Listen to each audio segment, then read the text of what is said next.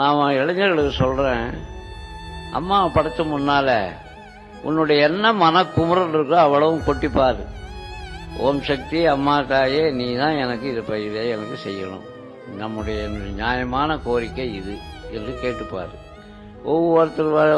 ஒவ்வொரு செவ்வாடை தொடர்கள் பின்னாலேயும் ஒரு சரித்திரம் இருக்கையா, அதெல்லாம் எடுத்து சொன்னா அப்ப வால்யூமா எழுதலாம்யா.